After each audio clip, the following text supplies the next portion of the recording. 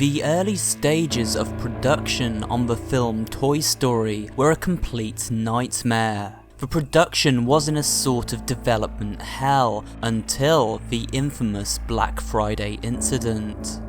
Disney harassed the then new animation studio Pixar constantly. They were to produce and release the film, and they wanted results as quickly as possible.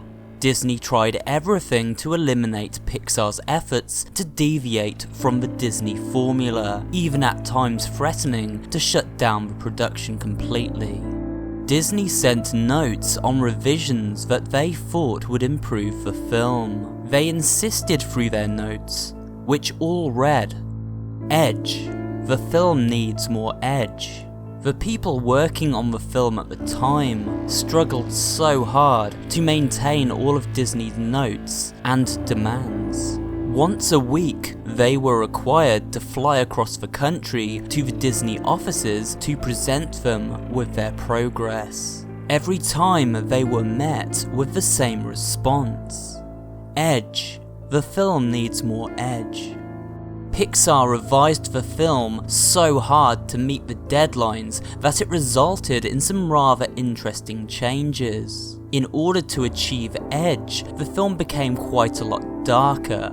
Woody became a wildly unlikable character, much angrier and far less comedic than in the final film. Bo Peep's role in the story was far more prevalent, often flirtatious towards the male characters, and she is the first to accuse Woody of pushing Buzz out of a window. Buzz Lightyear was referred to at this point in production as Lunar Larry. He is highly reminiscent of the older superhero, talking in a deeper voice, and is even more deluded and ignorant of his surroundings. The other toys were relatively unchanged, save for minor aesthetic differences. Pixar employees worked literally 24/7 non-stop. Director John Lasseter joked on more than one occasion that he had the best parking space at the office because his car hadn't moved for over 3 days. Some of the writers and storyboard artists began to suffer from chronic insomnia. A few writers reported seeing visions of Buzz and Woody taunting them on their lack of progress, chanting, "Edge. The film needs more edge." Many of the initial writers quit due to the stress it was putting on their personal lives, much to the distress of the remaining crew. By November of 1992, there were 2 of the 5 writers left, and only 1 of the 3 storyboard artists. The remaining storyboard artist was named Ralph Thompson. He joined the Pixar team in the winter of 1987, working on short films such as Tin Toy and Knick Knack. He, at the same time, did some storyboard work for The Nightmare Before Christmas with fellow artist Joe Ranft. Joe came down with a serious illness and hadn't been to work in a week. Ralph worked constantly in fear of the inevitable correction by Disney. More edge, more edge. Each presentation meant another row of sleepless nights of rewriting and redrawing the same characters in the same bedroom over and over and over. It was maddening.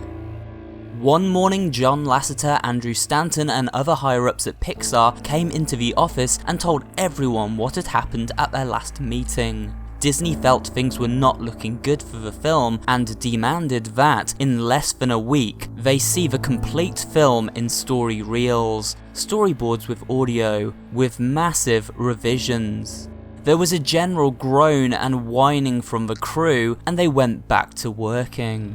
Ralph worked harder than all the others involved. Sometimes at 2 o'clock in the morning, one of the writers would walk into Ralph's office with a pack of newly written scenes. More to draw. And with more drawings meant more scratch voice work. When a film is still in the writing and storyboard stages, artists will do temporary voices for the story reels. He had Disney's vague instructions racing through his mind. More edge, edgier, more, We want results, people. Edgier, this is a business. Faster, more edge, move on already. He thought to himself this exactly. The film needed an edge. It needed to be darker, more cynical. It needed more adult humour and situations. It needed an attitude. Of course, Ralph, you idiot. How couldn't you see it sooner? Edge, all of those hundreds of hours bent over a desk, and all you needed was edge. Why didn't you listen sooner? He gave the film an edge. The story reels were flown over with the main crew to the head offices at Disney. The date was November 27th, 1992, Black Friday. The film was brought into the Disney screening room. The reel was about 48.5 minutes long.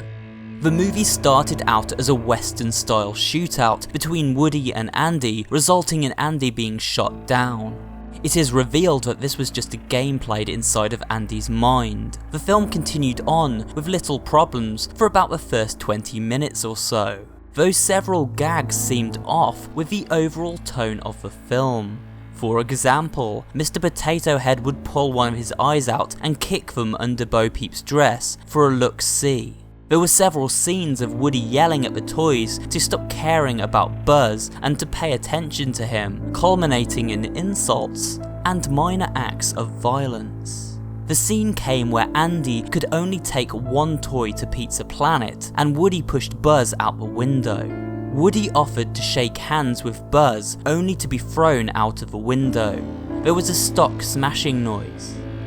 The other toys were shocked and antagonized Woody for what he had done. Woody showed little remorse and screamed at Slinky Dog to make the toys stop harassing him. After much yelling and one of the Green Army men saying the word "God damn," the toys grabbed Woody and tossed him out of a window as well. He fell onto the ground with a low thump.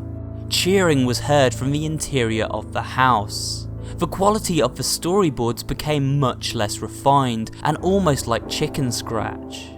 Woody got up and saw Buzz. Buzz's body shattered on impact. His arms and legs were broken off and located only a few inches away. There was a large crack down the middle of the chest, revealing a mess of buttons and wires inside.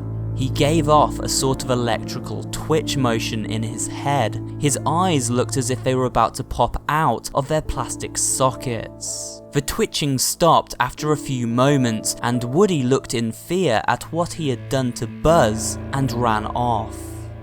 There was a jump cut to the scene where the two get stuck in a claw machine. The storyboard art was back to its normal level of quality. The machine was filled with sunglass-wearing pizzas as opposed to the aliens in the finished movie. Buzz was completely unharmed and intact. The scene was almost identical to the final film.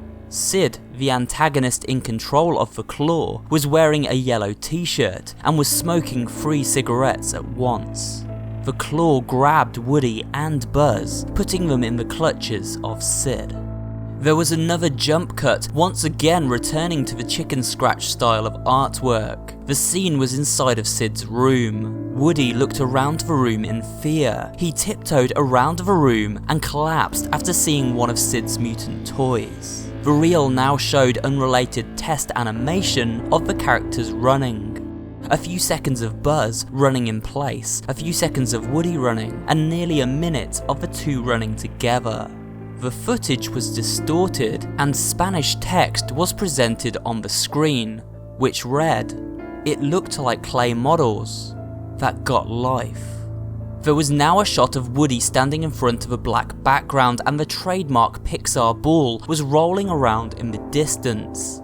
The animation now was the traditional animation style of a typical 2D Disney film.